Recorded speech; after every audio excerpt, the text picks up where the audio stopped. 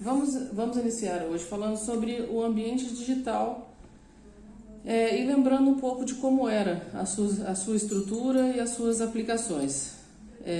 No passado, na época em que a internet não tinha uma forte atuação em nossas vidas, as corporações elas já faziam transações eletrônicas e essas transações a gente não acompanhava e nem fazia ideia de como isso acontecia, mas elas já aconteciam. E essas transações elas se davam na maioria das vezes por corporações bancárias, né, ou grandes indústrias que precisavam fazer a troca de documentos, e eles faziam essa troca de documentos utilizando uma tecnologia que chamava-se de Electronic Data Interchange, e de maneira resumida isso chama-se EDI, né, que é a troca eletrônica de documentos, assim como uma outra nomenclatura que é da mesma forma que a EDI era a Electronic Funds Transfer, que é uma porta de transferência eletrônica de fundos.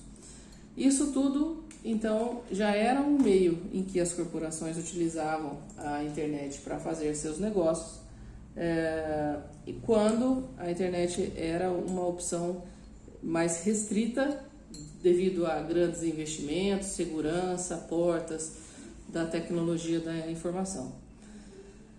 Bom, como eu disse então, no início, no surgimento desse período, só as grandes companhias conseguiam se comunicar. Era necessário altos investimentos em alta infraestrutura para isso acontecer. Na maioria das vezes, realmente eram os bancos que sempre precisaram trabalhar eletronicamente e as indústrias que também precisam transferir suas documentações. Já hoje, a gente vê um cenário totalmente diferente, né? Hoje a gente vê um cenário onde é possível iniciar um negócio contando com a tecnologia com o mínimo de investimento. Pelo menos a gente pode entender que o início do negócio ele se dá com o mínimo de investimento. Não que depois não seja necessário grandes investimentos para que esse negócio tome uma proporção e ganhe realmente uma expressividade no mercado. Mas no início a gente pode afirmar com certeza que ele é a possibilidade de você abrir um negócio online, ele traz um investimento muito baixo. E o grande diferencial do comércio eletrônico é exatamente esse fator de que uma microempresa ou até mesmo um empreendedor individual, ele pode começar as suas atividades com baixíssimos recursos financeiros. E o que se busca, né, ao começar um negócio no comércio eletrônico?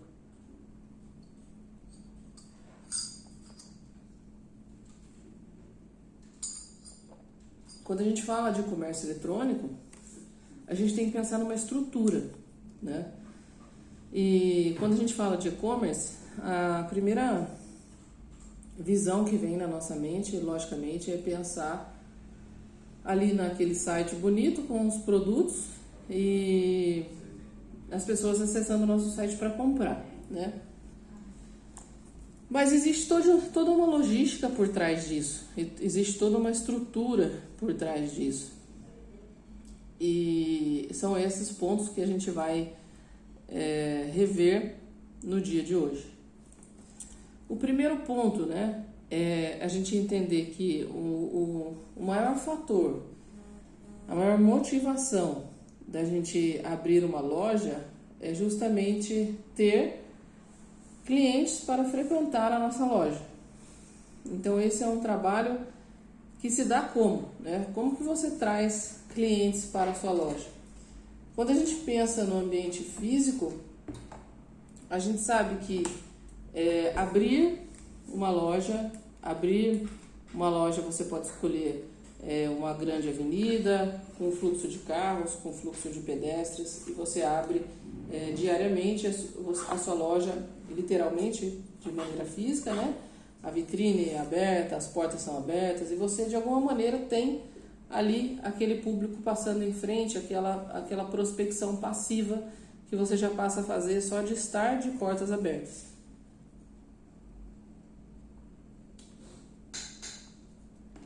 Mas, quando a gente pensa no ambiente virtual, não é assim que acontece. Quando você desenvolve um site e hospeda esse site e ele está ali disponível para vender, no ambiente web, os clientes não estão passando na sua porta.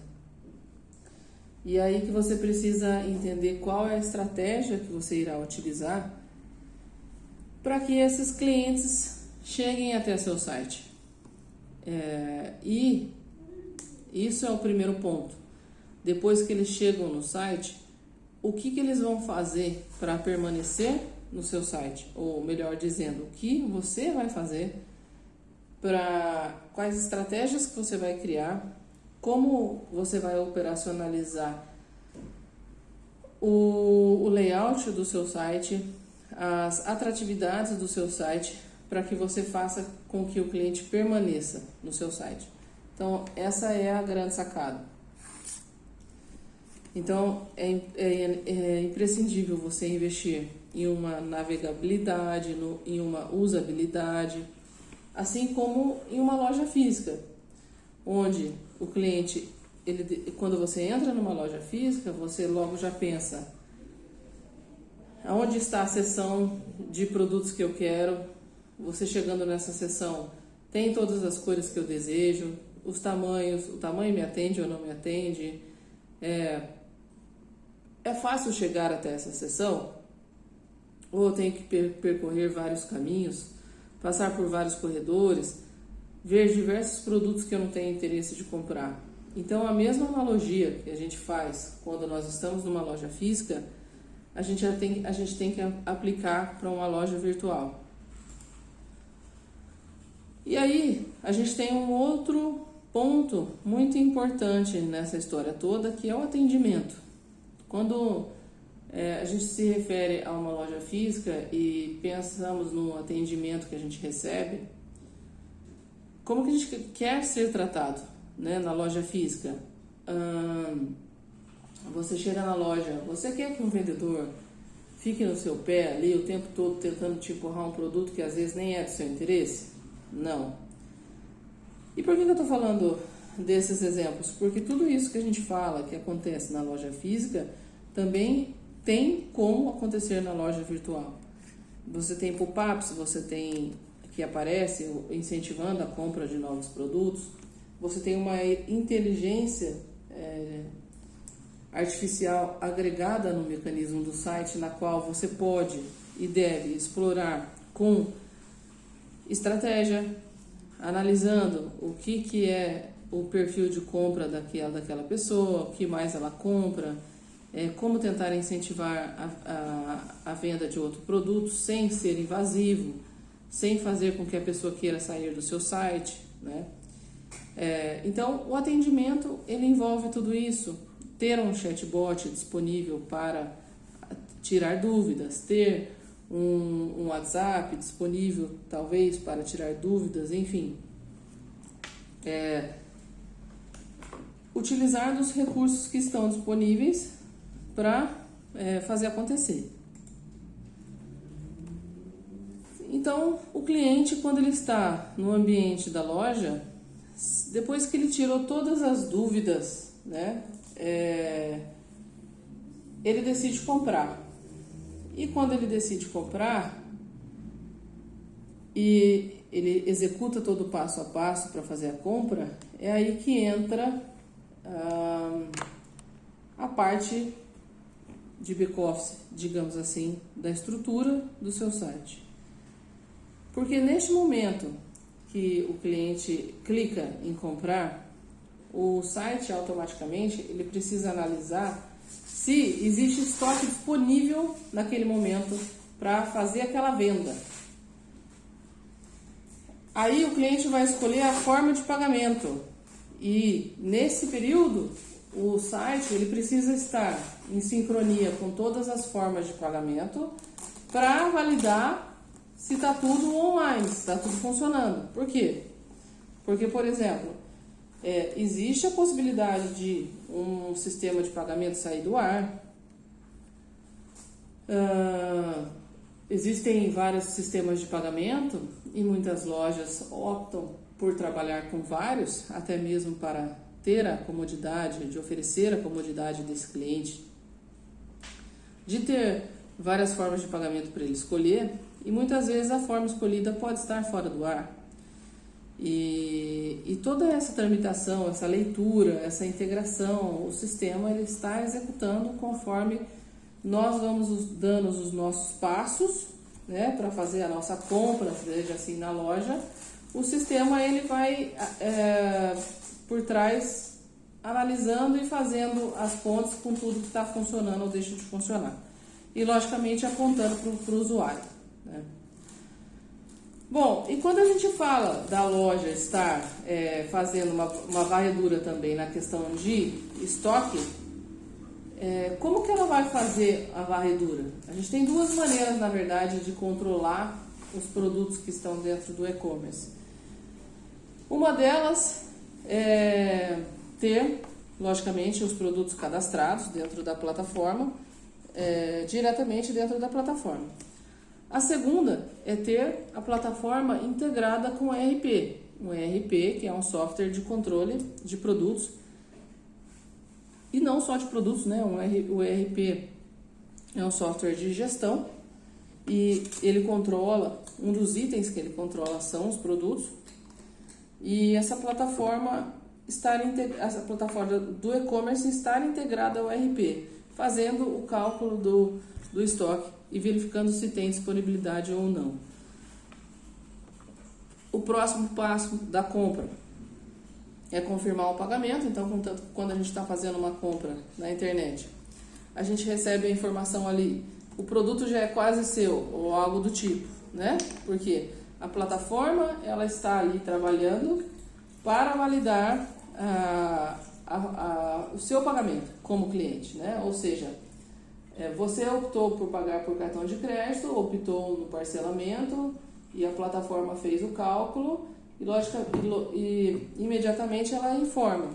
O produto é quase seu ou algo semelhante, porque ela está fazendo a validação daquele pagamento automático, ou seja, esse pagamento já está sendo processado e compensado na conta da empresa na qual você está comprando. E por último, existe o envio da nota fiscal, a emissão da nota fiscal, e já o envio da ordem de serviço de compra, de venda, né? A ordem de venda do produto para o setor responsável pela logística. Então, é o setor que vai fazer a separação do produto, vai fazer a embalagem, vai fazer o despacho, verificar endereço e assim por diante.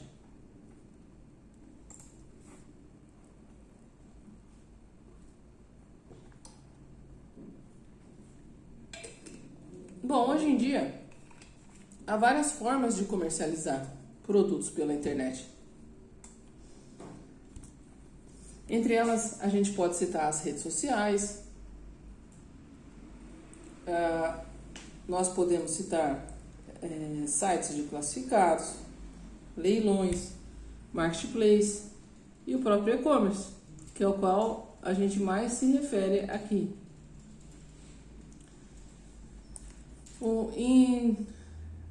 Em 2017, o faturamento do e-commerce brasileiro ele alcançou a marca de 47 bilhões. Isso antes da pandemia.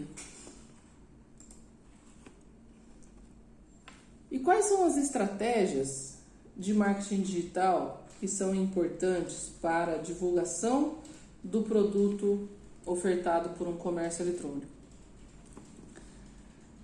Tem muitas estratégias que a gente pode utilizar, mas a gente vai falar aqui hoje de algumas principais, que nós julgamos as principais. Então, a primeira delas é o marketing de busca. Esse marketing de busca onde nós utilizamos de links patrocinados para desenvolver esse recurso.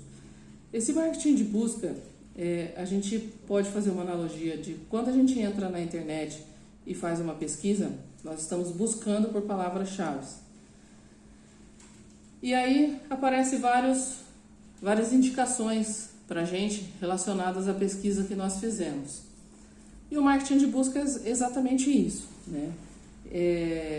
Ele vai trazer para a gente o site correspondente que tem a busca, que traz ali o produto ou o serviço pelo qual nós estamos procurando. Então, essa é uma estratégia muito utilizada e a gente consegue fazer esse anúncio via palavra-chave.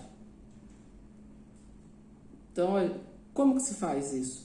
Se você tem um e-commerce e você vende produtos, quais são os produtos que você pode anunciar que as pessoas estão procurando para que você faça seu site aparecer? Um outro mecanismo, uma outra ferramenta de marketing é o marketing de display. O marketing de display, ele é muito semelhante ao marketing de busca, ou o marketing de busca, ele também pode ser chamado de rede de pesquisa. O marketing de display, ele é muito semelhante, só que o marketing de display, ele, ao invés de acontecer no ambiente da rede de pesquisa, que é um ambiente convencional, onde você entra no Google, faz uma pesquisa de uma palavra-chave e ele te traz alguns sites de referência, esse é o ambiente da rede de pesquisa. A rede de display, o marketing de display, eles são banners ou pop-ups, artes, que trazem a marca da empresa e trazem uma mensagem ou institucional ou uma mensagem de algum produto realmente ali na oferta, e eles aparecem como pop-up. São artes então que aparecem como pop-up dentro de blogs, dentro de outros portais, levando o nome da empresa e levando o nome do produto. A gente tem o marketing de relacionamento. O marketing de relacionamento hoje é a ferramenta mais utilizada nas redes sociais. Ele geralmente ele é feito através da construção de conteúdo escrito e estratégias de postagem de imagens que você pode estrategicamente desenvolver para se relacionar com o seu público. A gente diz que, costumo dizer que ninguém entra nas redes sociais para comprar. Ninguém entra nas redes sociais para ser amigo de uma empresa só porque foi com a cara da empresa. As pessoas entram nas redes sociais porque elas querem se relacionar. Isso é algo já dito há muito tempo. Inclusive, as redes sociais, elas foram criadas para relacionamento. E as empresas se apropriaram disso.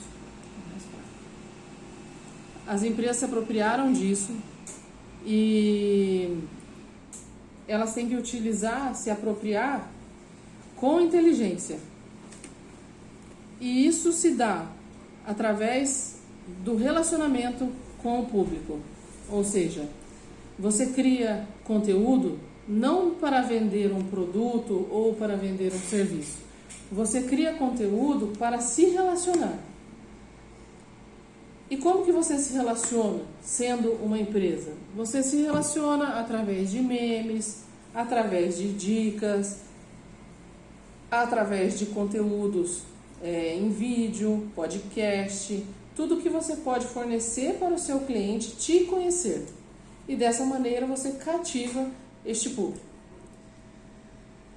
Então, esse marketing de relacionamento é exatamente essa tramitação que eu estou comentando que você tem que fazer para se relacionar com a sua persona.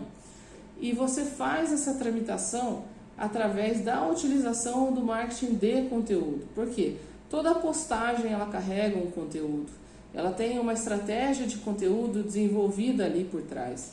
Por mais que ela seja uma imagem, se ela for só uma imagem, ela tem um conteúdo elaborado nessa imagem, ela passa uma mensagem. Então, são as mensagens que a gente passa que se dão através do marketing de conteúdo. Ou artigos, ou podcasts, como eu disse, ou blog, enfim. Existem diversas maneiras de você explorar o marketing de conteúdo com o relacionamento, né?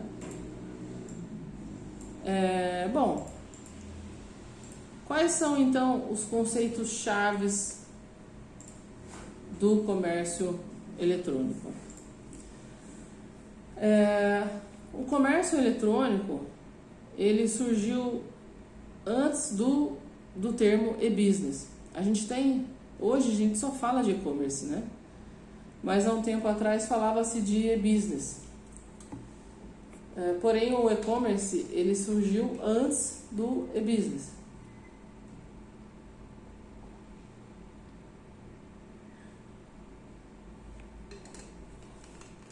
E o comércio eletrônico, ele trata-se basicamente de uma forma de comércio na qual a transação ela é feita de forma eletrônica.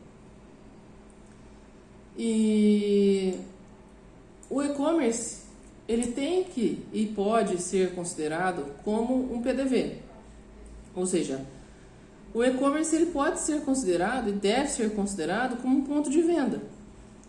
Então, a gente não pode esquecer que o nosso principal objetivo, tendo um e-commerce, é gerar fluxo para a nossa loja.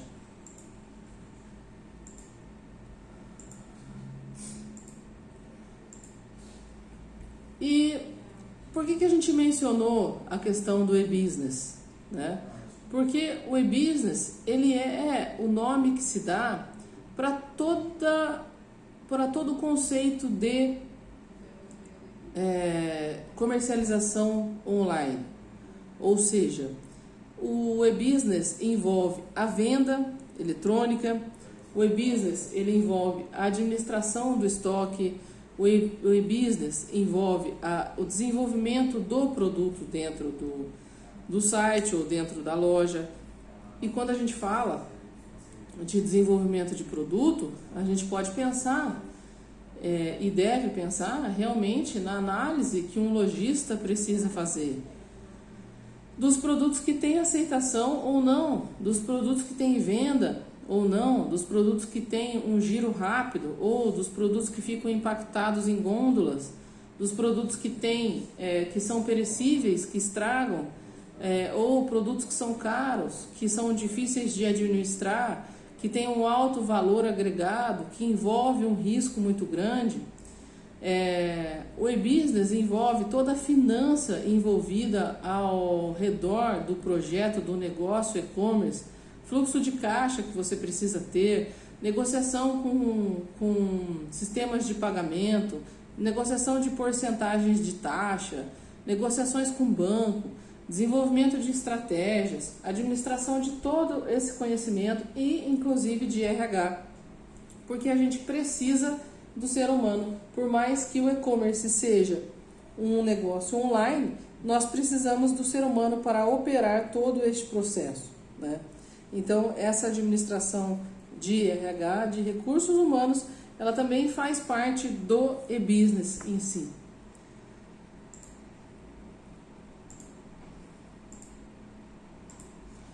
Toda a ligação entre os agentes envolvidos, ela forma uma cadeia de negócios. E justamente essa cadeia de negócios, ela é chamada de e-business. Essa cadeia de negócios, ela é formada por empresas que interagem por meio de uma rede de sistemas interligados e, logicamente, online.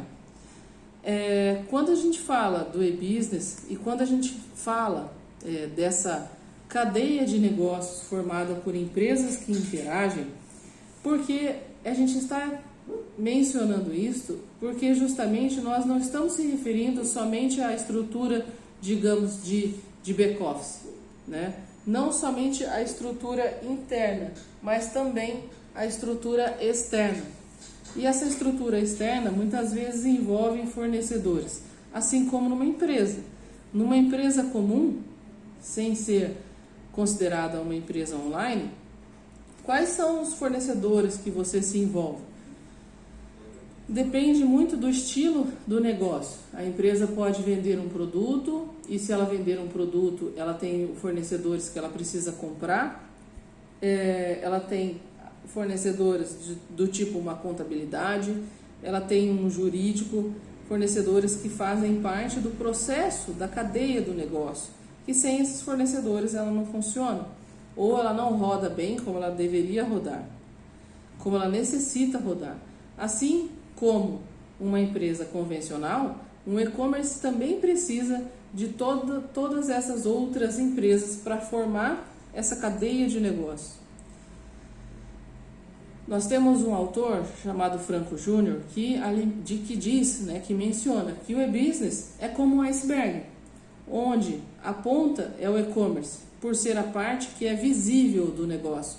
Ou seja, o e-commerce é aquilo que a gente vê, mas a gente não enxerga tudo que está por baixo do oceano, né? Ou seja, o e-commerce é a ponta do iceberg, e o resto do iceberg todo que está por baixo do oceano é toda essa cadeia de negócios que foi mencionada agora, assim como toda a estrutura que foi mencionada, que envolve o e-commerce. Então é uma realidade, é uma profundidade muito grande. Não é simplesmente vou abrir uma loja aqui e vou fazer rodar. Abrir uma loja aqui você até pode fazer abrir, mas fazer rodar a loja é uma outra questão que você pode conseguir ou não. E principalmente se você não der importância para todos esses pontos que estão sendo colocados, realmente, provavelmente, você não vai conseguir fazer a loja rodar. O e-commerce é dividido em algumas modalidades, conforme o público que você quer atingir e conforme os agentes que irão se relacionar. E a gente tem algumas principais modalidades. Tem o B2B, o B2C, o C2C, o C2B, o B2G, o C2G, o B2E e o P2P.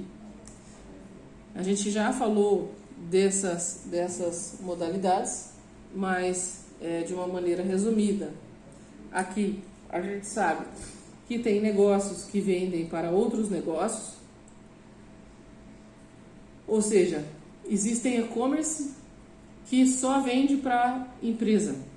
Existem e-commerces, que são a maioria, agora que eu vou mencionar, que vende para consumidor final. É a maioria.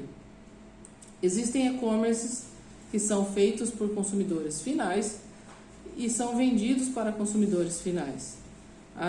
Vamos pegar aí um exemplo bem básico para que seja interpretado de maneira correta. Um artista plástico, um artesão que desenvolve suas peças e publica, e ele mesmo faz tudo e cuida do seu negócio.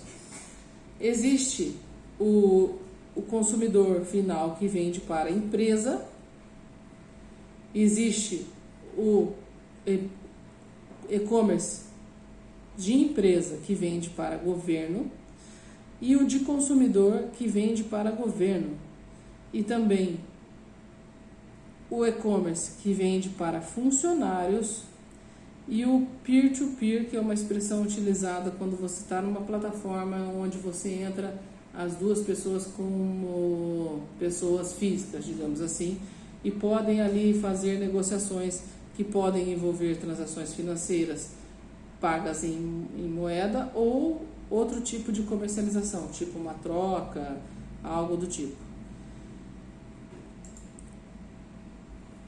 Quando a gente fala de e-commerce e desenvolvimento do e-commerce, a plataforma de desenvolvimento ela pode ser própria ou pode ser uma plataforma alugada. Quando a gente fala de plataforma própria, a gente tem que entender que a própria, o cliente pagou pela construção e ela foi hospedada em algum local e ela não está sendo mais, ela é dele, ela é própria, ou seja, ele pagou pela plataforma. Agora, quando é alugada, ele também tem que pagar um valor que seja mínimo para a customização dessa plataforma. Ou seja, na maioria das vezes, o cliente final ele não tem a capacidade dele mesmo desenvolver a estrutura do e-commerce, porque na maioria das vezes a plataforma alugada ela te dá a possibilidade de você mesmo fazer a customização, ou seja, você vai escolher um template, você vai fazer um layout de um banner, de uma promoção, você vai subir esse layout desse banner, você vai ter que estruturar os menus, dizer para ela quantos menus que você quer, nomear esses menus, criar os submenus, as categorias dos produtos, e toda essa divisão de estrutura, de esqueleto de site. Depois você vai ter que fazer o cadastramento desses produtos e vai ter que fazer a integração da plataforma com o correio, vai ter que fazer a integração da plataforma com os sistemas de pagamento. Tudo isso para que a plataforma esteja basicamente pronta para você operar. Os mesmos processos que eu comentei aqui da plataforma alugada, eles podem ser ditos como para a plataforma própria. A diferença é que a própria, por ser sua, o custo quando você desenvolve é um pouco maior do que a plataforma alugada, que o sistema operacional da ferramenta ele já está pronto. E você ou a empresa de desenvolvimento, ela entra para fazer a customização desse sistema. Já a plataforma própria, o sistema ele é desenvolvido do zero. A plataforma alugada, você paga um valor menor para customizar, mas você é um aluguel, ou seja, ela não é sua. Até uma quantidade específica de produtos, que antes estava variando até 50 produtos, você não tinha que pagar nenhum aluguel, nenhuma mensalidade para essa plataforma. Ou seja, cadastrar 50 produtos e comercializar 50 produtos é gratuito, em termos de aluguel, não de customização. Mas acima de 50 produtos você já passa para pagar um valor de aluguel, e acima de 100 outro valor, e assim por diante, ok? E um ponto muito importante que a gente precisa avaliar é a capacidade que a plataforma tem de atender aos acessos dos mais variados tipos de smartphones e recursos. Quando a gente fala em recurso, é algo muito importante que na maioria das vezes as pessoas, por falta de conhecimento inicial, elas não dão valor. E quando a gente fala em recurso, a gente está falando de integrações que essa plataforma pode fazer com marketplace, o que te vai facilitar muito a vida no início, porque a gente está falando de marketplaces, integrações que podem fazer com que a sua loja tenha visibilidade nesses marketplaces que de início você não vai ter. Você vai ter que criar suas próprias estratégias para poder gerar a visibilidade para a plataforma, né? Então, tem benefícios que plataformas têm de aluguel, tem plataformas que têm e outros que plataformas que não têm. Tem plataforma, por exemplo, que não permite fazer a integração com o ERP próprio da loja. Então, isso já é um fator negativo, porque vai te limitar. Então, essas limitações daquilo que pode ou não pode fazer, que é importante você conhecer os recursos, para que você possa tomar a decisão de maneira correta. E quando a gente fala de estrutura lógica, né, da loja, da plataforma. A estrutura lógica, ela envolve todos os softwares que fazem parte da dinâmica de processo da empresa. E quais... e também a parte de banda, né? A banda da loja, os canais de comunicação que ela estabelece, que ela pode oferecer, o servidor que ela utiliza, se é um servidor físico ou se ele está na nuvem, se você precisa fazer o registro do domínio e a contratação do serviço de hospedagem, ou se a plataforma já oferece isso para você ou não, se ela faz backup ou não, se ela tem um sistema, um servidor que faz backup dos seus dados, ou você tem que fazer isso de maneira manual, enfim, aí se o servidor fica online 24 horas por dia, se ele oferece algum tipo de recurso à parte, como para você, por exemplo, fazer um disparo de e-mail marketing, fazer alguma oferta diferenciada por lista de transmissão via WhatsApp ou alguma coisa do tipo, ok? Então, ainda falando da estrutura da plataforma, você tem que avaliar qual que é a forma que essa plataforma tem de receber o pedido, de verificar os pagamentos,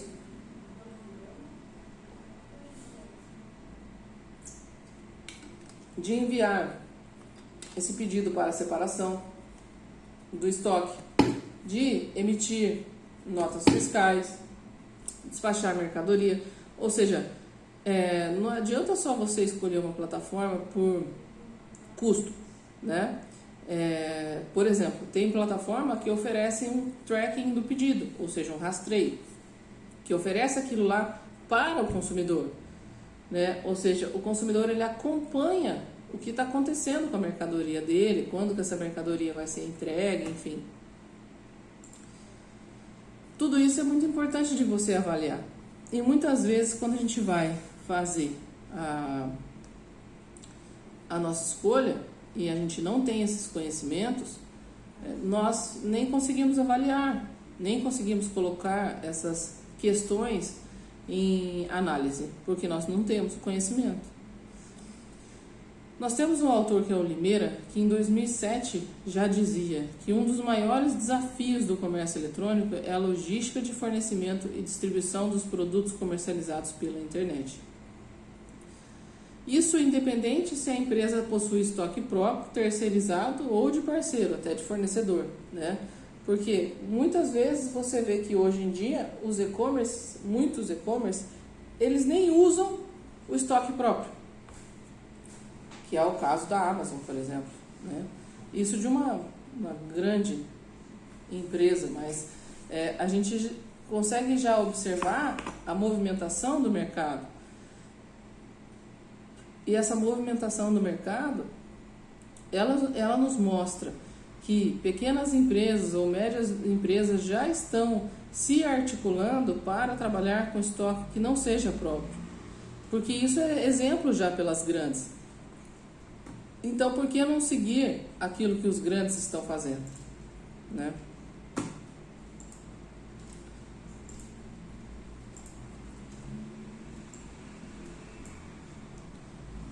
Bom, a gente então entende que o comércio eletrônico ele trata de todas as transações efetuadas de forma eletrônica dentro da organização e ele trata da comunicação dessa organização com todos esses públicos que nós mencionamos. Por sua vez, então, esse negócio eletrônico ele trata de um comércio e trata de outras transações, né? E um dos principais gargalos, como mencionei agora, é justamente a transação da logística. É muito comum a gente ver empresas que começaram a vender no Mercado Livre e foram banidas, por exemplo. E eu dou o exemplo do Mercado Livre porque ele é um marketplace onde você pode vender os seus produtos, ter uma forma eletrônica de vender produtos por dentro do Mercado Livre, ter a sua página dentro do Mercado Livre ou ter a sua página por fora e anunciar dentro do Mercado Livre, da forma que seja. Mas o Mercado Livre ele tem uma classificação, ele te pontua como lojista e ele te coloca em evidência ou ele te derruba. Por quê? Se você é uma empresa que não tem uma rapidez na entrega dos seus produtos eletrônicos, ele te derruba. Porque ele não pode permitir que você queime a imagem dele, a reputação dele. E ele criou essa imagem com todo esse tempo e esse esforço que ele fez e faz. A gente vê como aumentou absurdamente a compra e escolha, a opção do cliente em comprar pelo online. E a gente tem todo um recurso que uma comodidade que, assim como o Mercado Livre e outras plataformas nos oferecem, de poder rastrear o nosso pedido, e a gente vê o quão rápido as entregas estão se tornando. Então, quantas vezes você compra eletronicamente e você recebe a mensagem, seu produto chegará amanhã ou seu produto chegará depois de amanhã. Então, é muito rápido, é uma dinâmica muito rápida de entrega. E isso não é toda empresa que se prepara para executar. Então, é importante a gente entender que precisa ter uma preparação para poder executar e olhar para a logística. E isso é um gargalo muito grande. Então, se você não se preparar, você pode se dar mal. E uma vez que você se der mal no Mercado Livre, por exemplo, que é um marketplace aí que vai te fazer ganhar muita força rapidamente, uma vez que você se der mal lá, é difícil você retomar suas vendas lá dentro. A não ser que você recomece tudo do zero com outro nome, enfim. Acho que não vale a pena se você já tem a informação de que precisa fazer esse trabalho bem feito, né? Bom, então, sendo assim, a gente entende que hoje o varejo tradicional, quando a gente pensa em varejo tradicional, a gente pode pensar numa loja física e, logicamente, no consumidor que passa na frente da sua loja. A gente tem também os varejos que são híbridos. O varejo híbrido ele é formado pela loja física e loja online. E o consumidor passa na frente da loja física e na loja online. Como eu vou fazer? Então a gente está falando aí a gente já falou de algumas estratégias de marketing digital que fazem com que a gente atraia esse consumidor. E o varejo online, 100% online, que é apenas a loja online, né? Que vai atrair este consumidor. Bom, seguindo, né? Que mais? Quais são as diferenças e estratégias que existem do varejo tradicional para o online? Quando a gente pensa em loja física, por mais que eu mencione que seja fácil, não é fácil. Em termos de abrir a porta, abrir minha vitrine, estou expondo minha vitrine, o consumidor passa na calçada, digamos assim, e eu já consigo exibir meu produto. Isso pode ser fácil, mas pode não ser fácil, porque a concorrência hoje ela é extremamente acirrada. Então, as lojas físicas, elas precisam criar uma série de estratégias também para chamar a atenção desse público. Dentro dessas estratégias existem shows, cafés, demonstrações criativas de produto, a fim de gerar uma experiência única de compra, ou de gerar uma interação, ou de gerar um interesse por parte do cliente em experimentar algo que se diz ou se promete ser algo novo, né? Os vendedores precisam estar extremamente bem treinados para poder sanar todo tipo de dúvida do consumidor. Todas essas estratégias que a gente vê que as lojas físicas podem executar, as lojas online também podem executar de diferentes formas, né? Existe hoje como você trabalhar com você patrocinar um show online, você atrair o público para sua loja, você bonificar com vouchers de desconto ou mesmo voucher de brindes. e atrair esses consumidores para a loja. Café, você já pensou você fazer uma interação com uma outra loja física e mandar o seu consumidor tomar um café de graça numa determinada loja física?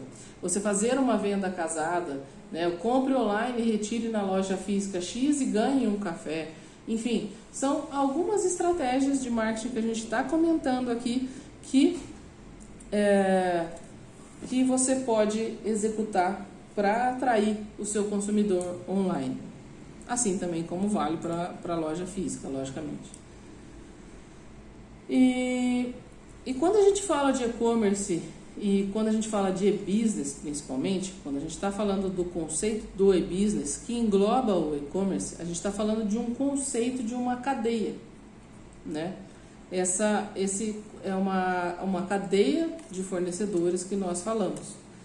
E nós podemos também pensar, logicamente, que o maior gargalo, que é a logística, envolve também uma cadeia de suprimentos, que quando a gente fala de logística, a gente fala de suprimentos, a gente fala de estoque, nós estamos falando dos suprimentos que podem e devem estar alocados dentro da sua plataforma para que sejam vendidos. Quando a gente fala de suprimento, a gente tem que pensar no fornecedor que vai vender o produto para você, e se esse produto, o fornecedor te vende o produto pronto, ou ele te vende a matéria-prima e você monta o produto, ou se ele te vende um produto pronto, de quem que ele compra a matéria-prima? Será que você vai estudar esse processo todo antes de escolher qual será o seu fornecedor? Quando a gente fala de cadeia de suprimentos, a gente está falando de todo o processo, desde a matéria-prima, ou seja, do fornecedor até o ponto de venda, né? E esse trâmite, ele é um trâmite que envolve muitos recursos, que envolve muitas empresas. Nós temos um autor que ele menciona um significado a respeito da cadeia de suprimentos.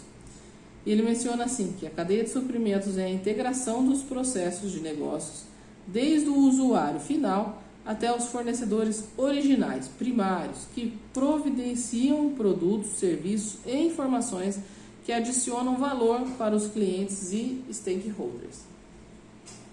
Então essa é a definição que nós temos pelo Pires. Em 2016, quando a gente fala do gargalo, que é a logística, ela é um subconjunto dessa cadeia de suprimento. E esses termos, eles não são sinônimos. E é muito comum as pessoas acharem que suprimento tem a ver com logística, e não é. A cadeia de suprimento ela é muito mais ampla do que somente o significado de logística. E Pires, de novo, ele diz que a divisão dos processos da cadeia de suprimento fazem parte de planejar, implementar, controlar e realmente estocar bens e serviços. E todas as informações que são correlatas a este ponto de origem até o ponto de consumo do produto, satisfazendo a necessidade dos clientes. Sendo assim, olhe para o seu negócio antes de desenvolver e pense no negócio como você vai fazer para entregar os produtos e como que você vai fazer para gerenciar toda a logística de mercadorias que você precisa gerenciar. A gente sabe que os clientes, eles não percebem todo esse trâmite, tá? E como eu mencionei, esse trâmite de entrega de mercadoria está com uma velocidade altíssima.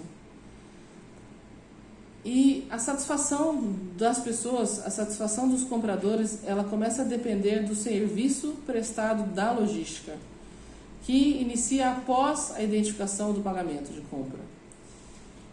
Ou seja, paguei, o sistema validou, ele já emite uma ordem de separação, entrega de produto, despacho de nota fiscal e assim por diante. E isso tudo tem que estar muito bem articulado dentro do seu processo para que ocorra de maneira rápida e não gere a insatisfação no cliente. Porque se gerar a insatisfação no cliente, com certeza é uma venda que você não vai repetir para esse cliente. Então, até mesmo para os marketplaces, não somente para as lojas pessoais que eu digo de um dono só, 2 donos, enfim, lojas pequenas, lojas finais de e-commerce. Então, não somente para elas, mas para os marketplaces, os grandes marketplaces, a logística é sempre um ponto de tensão, porque essa entrega é quase sempre terceirizada, quase sempre, até mesmo o Mercado Livre terceiriza muita entrega. A Web Shoppers, então, ela fez uma pesquisa para identificar os principais canais de entrega no país, isso foi feito em 2018. E no Brasil foi identificado 3 principais canais de entrega, que uma pode ser considerada a retirada na loja física, que é quando também você se dá através de um formato de varejo híbrido, no qual muitas vezes a pessoa compra no online e ela mesma prefere retirar na loja física. Você tem os correios e você tem os transportes privados. E esses transportes privados a gente pode classificar e dividi-los ainda em 2, que são as grandes transportadoras e hoje os entregadores.